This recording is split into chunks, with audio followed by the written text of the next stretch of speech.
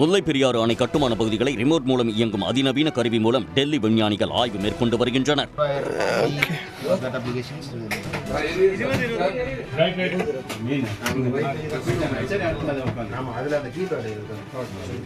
நீரில் மூழ்கி மறைந்திருக்கும் அணையின் கட்டுமான பகுதிகளை ரிமோட் கண்ட்ரோல் ஆபரேட்டிங் வெஹிக்கிள் எனப்படும் ஆளில்லா தானியங்கி கருவி மூலம் ஆய்வு செய்வதற்கு உச்சநீதிமன்றம் உத்தரவிட்டுள்ளது. இந்த ஆய்வு முல்லை பெரியாறு அணை பகுதியில் தற்போது தொடங்கியுள்ளது. தொடர்ந்து 6 நாட்கள் இந்த ஆய்வுப் பணிகள் நடைபெற உள்ளன. தமிழ்நாட்டிலேயே முதல் முறையாக ஈரோடு மாவட்டம் பெருந்துறை அருகே தனியார் கல்லூரி வளாகத்தில் அடுத்த தலைமுறையினருக்கான அதிநவீன தபால் நிலையம் தொடங்கப்பட்டுள்ளது.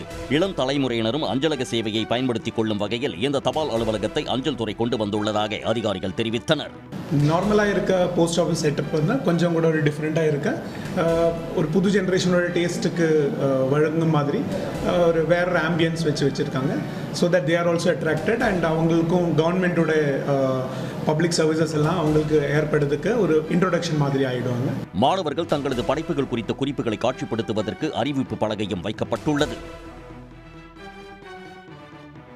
பெண்கள் தன்னம்பிக்கையோடு இருக்க வேண்டும் என்ற சூழலை உருவாக்கி தரக்கூடிய ஆட்சி திமுக ஆட்சி என்று அக்கட்சியின் நாடாளுமன்ற குழு தலைவர் கனிமொழி தெரிவித்தார். திருப்பூர் மாவட்டம் பல்லடத்தில் திமுக மகளிர் மாநாடு தொடர்பாக ஆலோசனைக் கூட்டம் நடைபெற்றது. அதைத் தொடர்ந்து செய்தியாளர்களிடம் பேசிய கனிமொழி, கடன் மாநிலமாக விட்டுச் சென்றதை வளர்ச்சி மாநிலமாக மாற்றியுள்ளோம் எனவும் கூறினார்.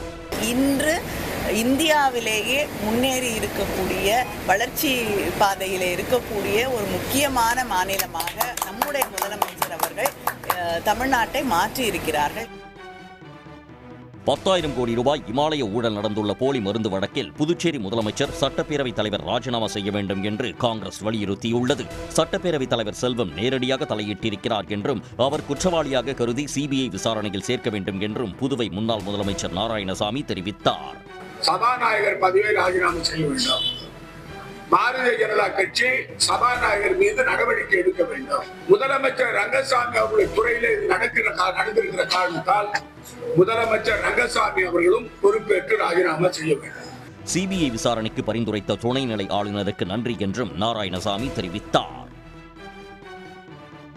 நீலகிரி மாவட்டம் குன்னூர் மற்றும் கோத்தகிரி சுற்றுவட்டார பகுதிகளில் நிலவும் உறைபனி காரணமாக பல ஏக்கர் பரப்பளவில் தேயிலை செடிகள் கருகி வருகின்றன. இதனால் பனியால் பாதிப்படையாத தேயிலை பறிக்கும் பணியில் தொழிலாளர்கள் தீவிரமாக ஈடுபட்டு வருகின்றனர். நாளுக்கு நாள் உறைபனியின் தாக்கம் அதிகமாக உள்ளதால் தேயிலை விவசாயிகள் கடுமையாக பாதிப்படைந்துள்ளனர்.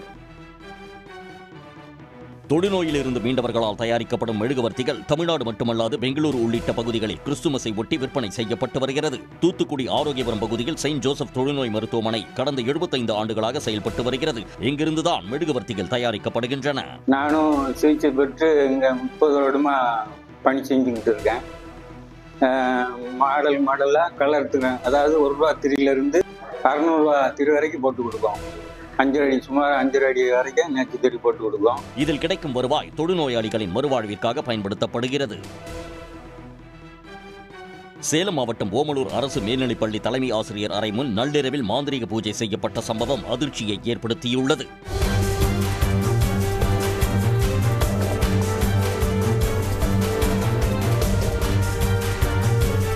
தலைமை ஆசிரியர் ஜான் போஸ்கோ கென்னடி உட்பட 30 ஆசிரியர்கள் இங்கு பணியாற்றுகின்றனர். இந்த பள்ளியின் தலைமை ஆசிரியர் அறையின் முன்பாக கரித்தூள் கொண்டு நட்சத்திர வடிவில் கோலமிட்டு அதன் நடுவில் மஞ்சள், குங்குமம், மரக்கட்டை பொம்மை மற்றும் முட்டை வைத்து மாந்திரீக பூஜை செய்யப்பட்டுள்ளது. வீராணம் ஏரிக்கு நீர்வரத்து அதிகரிப்பால் ஓரிரு நாட்களில் இந்த ஆண்டில் 8வது முறையாக அதன் முழு கொள்ளளவை எட்டிவிடும் என எதிர்பார்க்கப்படுகிறது. நடப்பாண்டில் ஏற்கனவே 7 முறை நிரம்பியுள்ள நிலையில் மீண்டும் முழு கொள்ளளவான 47.50 அடியை எட்ட உள்ளது.